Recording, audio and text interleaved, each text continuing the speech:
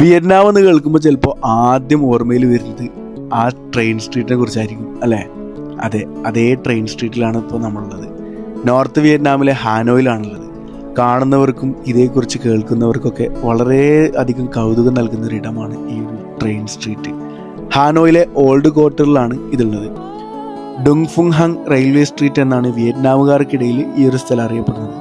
ഹാനോയിലെ railway സ്റ്റേഷനിൽ നിന്ന് വടക്കോട്ടും തെക്കോട്ടും പോകുന്ന സിംഗിൾ ട്രാക്ക് റെയിൽവേ ആണ് ഇവിടുത്തെ പ്രത്യേകത. വളരെ കൗതുകവും ഈ സ്ഥലം ഇത്ര അധികം ജനശ്രദ്ധ നേടുന്നത് ഇവിടെയുള്ള റെയിൽവേ ട്രാക്കുകൾക്ക് ഇരുവശങ്ങളിലായിട്ട് നിരവധി കഫേകളും കോഫി ഷോപ്പുകളും മറ്റനേകം കച്ചവടക്കാരുണ്ട്. ട്രെയിൻ വരുന്ന സമയത്ത് ഈ ഷോപ്പുകളും സന്ദർശകരും റെയിൽവേ ട്രാക്കിൻ്റെ ഇരുവശങ്ങളിലേക്ക് മാറി നിൽക്കും.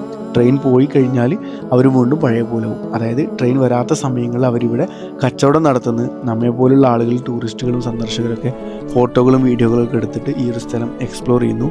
നിങ്ങളുടെ വിയറ്റ്നാം യാത്രയിൽ ഈ ഒരു സ്ഥലം കൂടി എന്തായാലും ആഡ് ചെയ്യുക.